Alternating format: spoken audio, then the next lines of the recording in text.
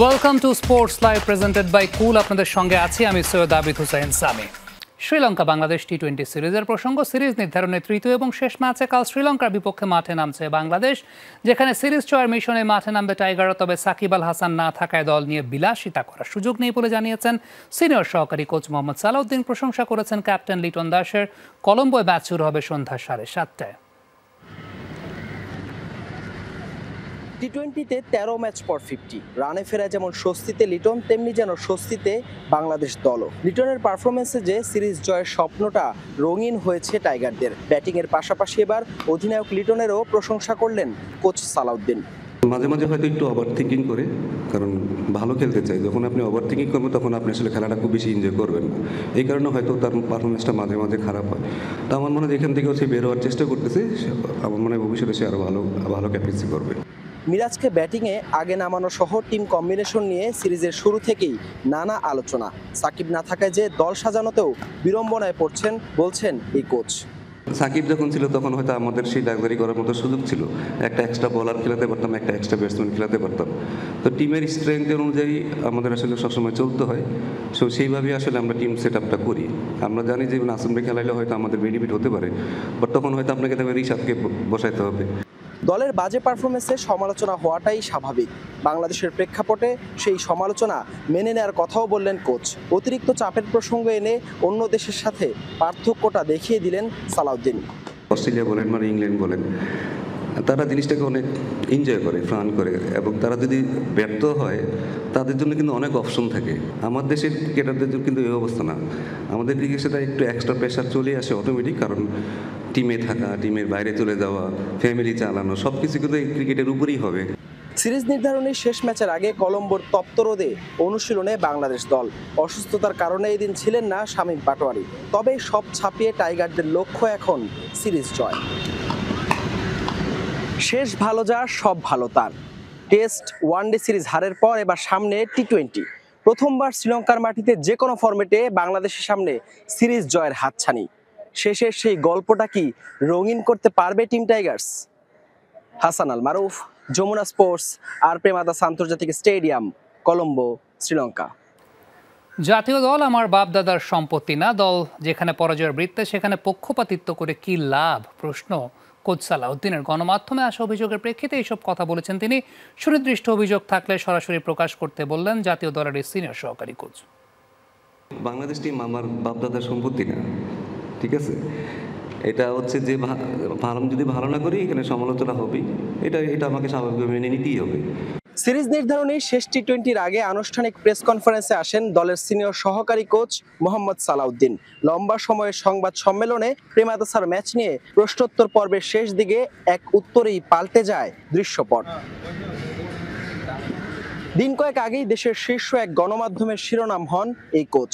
অভিযোগের পাহাড় কোচ সালাউদ্দিনের বিরুদ্ধে এমন খবরের পর থেকেই শ্রীলঙ্কায়ও আলোচনা চলছিল জোরে সোরে। এবার সেই খবরের প্রেক্ষিতে মুখ খুললেন জাতীয় দলের সিনিয়র সহকারী কোচ। পক্ষপাতিত্ব করে কি লাভ, রাখলেন সেই প্রশ্নটাও। টিমে অনেক অভিযোগ, কিন্তু অভিযোগগুলো আপনি একটু লিখে দিলে ভালো হইতো। বলে দিলেন পাবলিকলি, আপনি কাউকে একটু বলে দিলেন, সেটা কিন্তু আসলে আপনাকে তো এভিডেন্স দিতে হবে, ঠিক না? আপনাকে এভিডেন্স দিলে সেটা ওই কোচের জন্য ভালো হইতো যে আমি যদি ভুল করে থাকি আমি ওই জায়গাটা শুধরাবো। বাট আপনি একটু লিখে দিতে পারেন না। বাট আমি জানি আমি কি, আমি আমার জায়গায় 100% অনেস্ট কিনা। আমি হয়তো ভালো কোচ নাও হতে পারি, ঠিক আছে? আমি যদি ভালো না হইলে আমাকে বোর্ড আমাকে সরাই দেবে, কোনো সমস্যা নেই।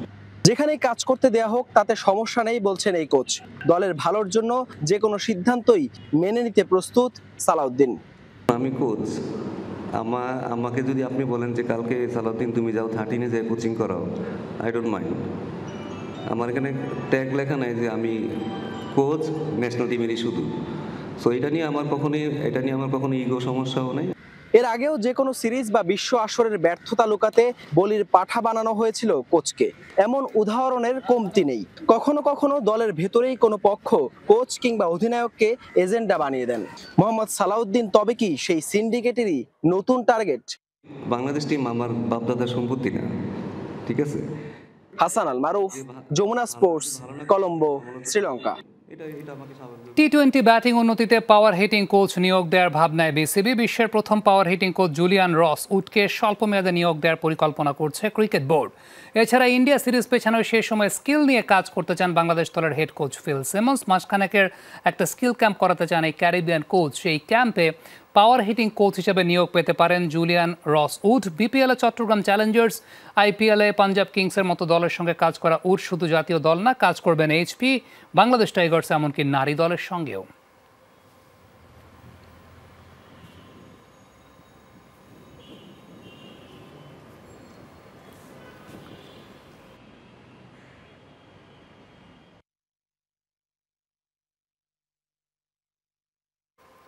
সোমবার তামিম ইকবাল, মুশফিকুর রহিমদের সঙ্গে বিপিএল নিয়ে মিটিং করেছিলেন বিসিবি কর্তারা। ক্রিকেটাররা বিপিএল ঘিরে তাদের পরিকল্পনা এবং দাবি দেওয়া তুলে ধরেছেন। বিশেষ করে প্লেয়ার্স গ্রেডিং নিয়ে আলোচনা হয়েছে। পাশাপাশি বিসিবি কর্তারা মঙ্গলবার আলোচনা করেছেন ক্রীড়া সাংবাদিক সংগঠনের নেতাকর্মীদের সঙ্গে।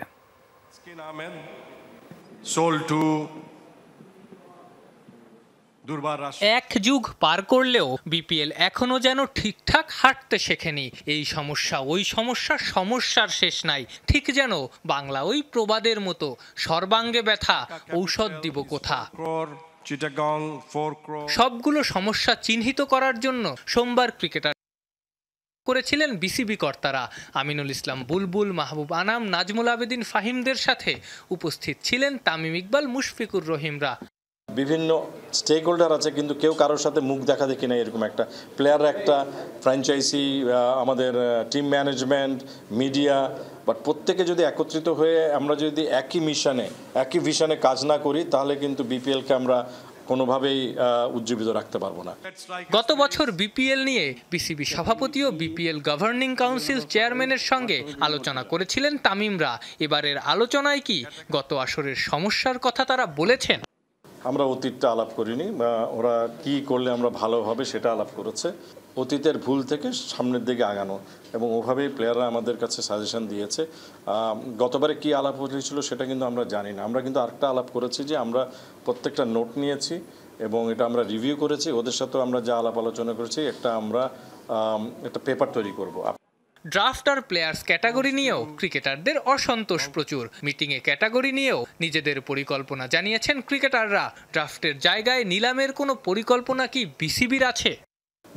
সারা বিশ্বে যতগুলো টি-20 লিগ আছে, খালি আইপিএল ছাড়া কোনো জায়গায় অপশন নেই। সো আমাদের সাথে প্লেয়ারদের কথা হয়েছে, they have given their suggestions. এই বছর আমরা বিপিএল এবং সিলেক্টার্স এবং বিসিবি মিলে কিছু ক্রাইটেরিয়া করতে চাচ্ছি, যে ক্রাইটেরিয়া শুড ডিকটেট যে কে টি-20-র জন্য ভালো প্লেয়ার এবং তার স্ট্রাইক রেট কত। সো এই ধরনের জিনিসগুলাই কিন্তু এটাকে ডিসাইড করবে। ক্রিকেটারদের পর মঙ্গলবার ক্রীড়া সাংবাদিক সংগঠনের নেতাকর্মীদের সাথে মিটিং করেছিলেন বিপিএল গভর্নিং কাউন্সিল কর্তারা। পরবর্তীতে বসবেন স্পন্সর ও ফ্র্যাঞ্চাইজিদের সাথে। যেটা আলাপ হয়েছে আমরা সবসময় বলে। আফনান পিয়াল, যমুনা স্পোর্টস, ঢাকা। জ্যামাইকা টেস্টের দ্বিতীয় ইনিংসে ওয়েস্ট ইন্ডিজকে মাত্র 27 রানে অল আউট করেছে অস্ট্রেলিয়া, যা টেস্ট ক্রিকেটের ইতিহাসের দ্বিতীয় সর্বনিম্ন স্কোর। স্টার্কের 6 উইকেট আর বোল্যান্ডার হ্যাট্রিক করার দিন 176 রানের ম্যাচ জয়ের পাশাপাশি 3-0 সিরিজ জিতেছে অজিরা। মার্ভেল অ্যাভেঞ্জার্স সিরিজের সুপারহিরোদের নিশ্চয়ই কম বেশি সবার জানা। একসাথে চিত্রনাট্যে আসেন ক্যাপ্টেন আমেরিকা, আয়রন ম্যান, থর, হাল্ক, স্পাইডারম্যানের মতো সুপারহিরোরা। কি দুর্দান্ত তাদের ক্ষমতা শত্রুদের কুপঘাত করার। অস্ট্রেলিয়ার পেস ডিপার্টমেন্ট যেন ঠিক এই মার্ভেল সিনেমার চরিত্রগুলোর মতোই সুপারস্টার, তারকা, রথী মহারথীতে ভরা। জ্যামাইকার পিঙ্ক বল টেস্টে পেসারদের আধিপত্য ছিল প্রথম দিন থেকেই। প্রথম ইনিংসে অস্ট্রেলিয়া অল আউট হয় 225 রানে, আর স্বাগতিক ওয়েস্ট ইন্ডিজ করেছিল 143 রান। তৃতীয় দিন নিজেদের দ্বিতীয় ইনিংসে অজিরা থামে 121 রানে। জয়ের জন্য 204 রানের টার্গেট দাঁড়ায় স্বাগতিক ক্যারিবিয়ানদের সামনে। কন্ডিশন বিবেচনায় টার্গেটটা কঠিন ছিল, কিন্তু তাই বলে Aussie 3 pacer Mitchell Starc, Josh Hazlewood আর স্কট বোলান্ড যা করলেন তা মার্ভেল মুভির হিরোদের চেয়ে কোনো অংশে কম নয়। উইন্ডিজের ডেরায় প্রথম আঘাত হানেন মিচেল স্টার্ক। প্রথম বলেই জন ক্যাম্বেলকে আউট করেন স্টার্ক, আর পঞ্চম বলে কেভলান অ্যান্ডারসন পরিণত হন স্টার্কের দ্বিতীয় শিকারে। এরপর একে একে স্টার্কই ফেরান ব্রেন্ডন কিং, মিখাইল লুইস ও সেই হোপকে। মাত্র 7 রানে পঞ্চম উইকেট হারায় ওয়েস্ট ইন্ডিজ। ষষ্ঠ উইকেট হিসাবে রোস্টন চেসকে ফেরান হ্যাজেলউড। এরপর চিত্রনাট্যে আবির্ভাব আরেক হিরো স্কট বোলান্ডের। 14তম ওভারের প্রথম বলেই জাস্টিন গ্রেভকে ফেরান এই পেসার। পরের 2 বলে শেমার জোসেফ আর জোমেল ওয়ারিকান্সকে ফিরিয়ে হ্যাট্রিক পূর্ণ করেন বোলান্ড। এরপর স্টার্ক নিজের ষষ্ঠ শিকার হিসেবে জেডন সিলসকে বোল্ড করলে মাত্র 27 রানে অল আউট হয় ওয়েস্ট ইন্ডিজ, তাও আবার মাত্র 14.3 ওভারে। এটি টেস্ট ইতিহাসের দ্বিতীয় সর্বনিম্ন দলীয় সংগ্রহ। এর আগে 1955 সালে ইংল্যান্ডের বিপক্ষে মাত্র 26 রানে অল আউট হয়েছিল নিউজিল্যান্ড। এই ম্যাচে নতুন এক কীর্তি গড়েছেন স্টার্ক। 9 রানে 6 উইকেট তার ক্যারিয়ারের সেরা বোলিং ফিগার। সেই সাথে মাত্র 15 বলে 5 উইকেট নিয়ে দ্রুত 5ম উইকেট পাওয়ার নতুন মাইল ফলক ছুঁয়েছেন মিচেল স্টার্ক। আর অস্ট্রেলিয়া সিরিজ জিতেছে 3-0-তে। হাসিনুর রহমান, যমুনা স্পোর্টস। এবার ফিফার নিষেধাজ্ঞার খড়গ নেমে এলো আরও এক বাংলাদেশি ক্লাবের উপর। প্রিমিয়ার লিগের ক্লাব ফকিরেরপুলের ইয়াং ম্যানসের দলবদল কার্যক্রমে নিষেধাজ্ঞা দিয়েছে ফুটবলের সর্বোচ্চ নিয়ন্ত্রক সংস্থা। এরই মধ্যে নির্দেশনা বুঝে পেয়েছে বাংলাদেশ ফুটবল ফেডারেশন। মূলত গেল মৌসুমে উজবেক ফুটবলার সর্দার জাখনবের বকেয়া বেতন পরিশোধ না করে এমন শাস্তি দিয়েছে ফিফা। ফলে জাখনবের বকেয়া 25 লাখ টাকা পরিশোধ না করা পর্যন্ত চলতি দলবদলে খেলোয়াড় নিবন্ধন কার্যক্রমে অংশ নিতে পারবে না ক্লাবটি, যা 1 জুন থেকে শুরু হয়ে 15 আগস্ট পর্যন্ত চলবে। গেল বছরের অগাস্টে সরকার পরিবর্তনের পর ফকিরেরপুল ইয়াং ম্যানস কমিটিতে আসে রদবদল। এরপর উচ্চ বেতনের অজুহাতে চুক্তিভিত্তিক সব বিদেশি ফুটবলারদের ছেড়ে দেয় নতুন কমিটি, যার মধ্যে ছিলেন ফিফার কাছে অভিযোগ করা সর্দার জাখনভ। এবারে প্রয়াত গ্র্যান্ড মাস্টার জিয়াউর রহমানের পরিবারের পাশে দাঁড়িয়েছে বাংলাদেশ অলিম্পিক অ্যাসোসিয়েশন। 2 দফায় জিয়া পরিবারকে 10 লাখ টাকা প্রদান করেছে বিওএ। মঙ্গলবার জিয়ার স্ত্রী তাসমিন সুলতানা লাবণ্যর হাতে দ্বিতীয় দফায় 5 লাখ টাকার চেক হস্তান্তর করেন বিওএ মহাপরিচালক ব্রিগেডিয়ার জেনারেল শেফাউল কবির। এর সময় উপস্থিত ছিলেন জিয়ার একমাত্র পুত্র ফিদে মাস্টার তাসিন তাজওয়ার।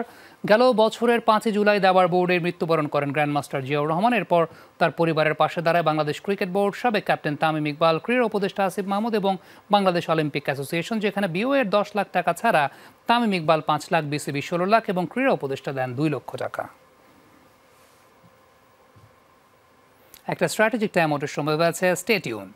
2026 সালে মেক্সিকো এবং কানাডার সঙ্গে ফিফা বিশ্বকাপের অন্যতম কো-হোস্ট আমেরিকা। সদ্য শেষ হওয়া ক্লাব বিশ্বকাপকে সে আসলে ট্রায়াল ভার্সন বলা হচ্ছে। আমেরিকার প্রচণ্ড তাপদাহ এবং ইনজুরি ঝুঁকি, অপ্রস্তুত মাঠ আর দর্শক সংকটের মতো অনেক গুরুত্বপূর্ণ বিষয়ে দৃষ্টি কেড়েছে সবার। বিশ্বকাপের আগে এই সমস্যাগুলোর সমাধান করাটা জরুরি বলছেন এক্সপার্টসরা।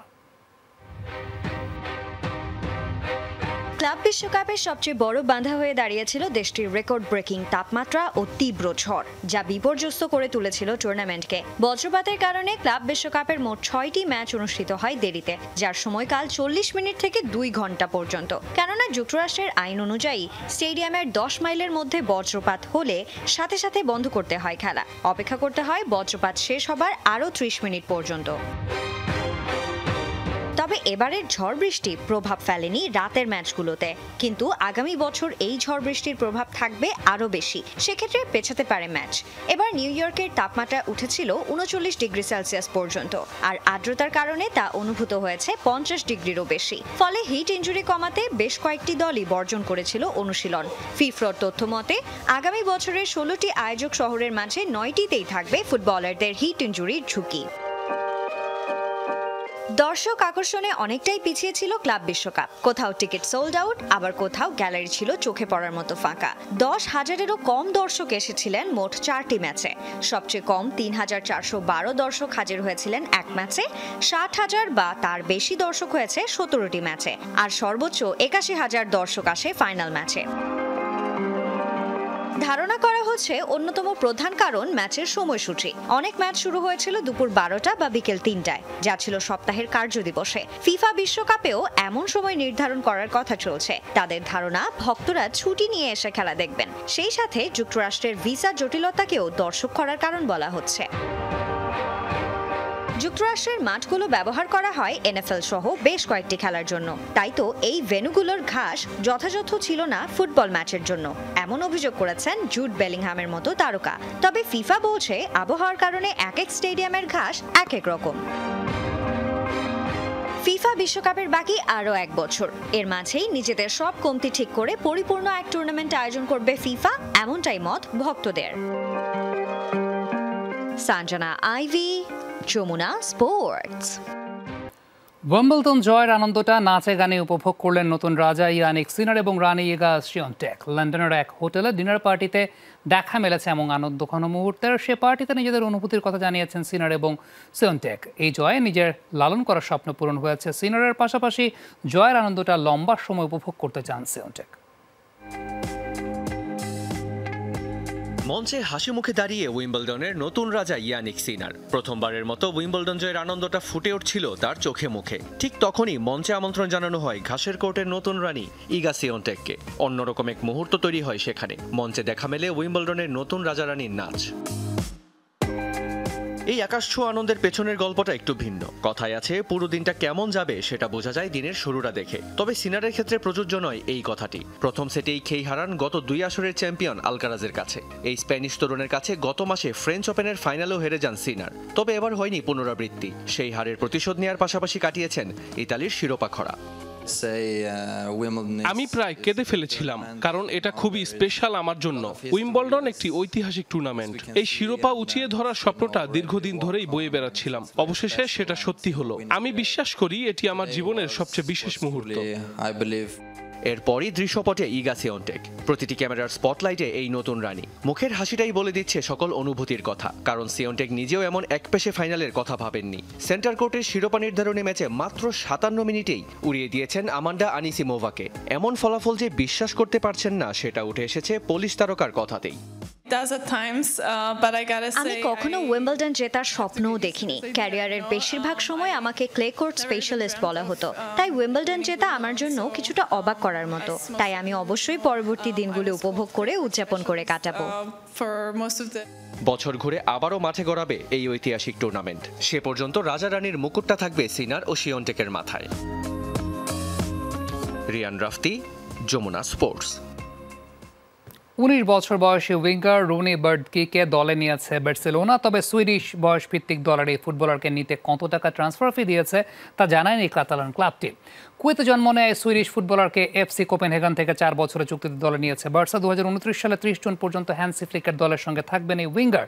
2020 কোপেনহেগেনের বয়সভিত্তিক দলে যোগ দেয়। 2 বছরের মধ্যে ক্লাবটির মূল দলে জায়গা করে নিয়েছেন বার্ডকি। কোপেনহেগেনের হয়ে 3টি ডেনিশ এবং 2টি ডেনিশ কাপ জিতেছেন বার্ডকি। দলটির হয়ে মোট 84 ম্যাচ খেলে 15টি গোল এবং 1টি অ্যাসিস্ট করেছেন তিনি।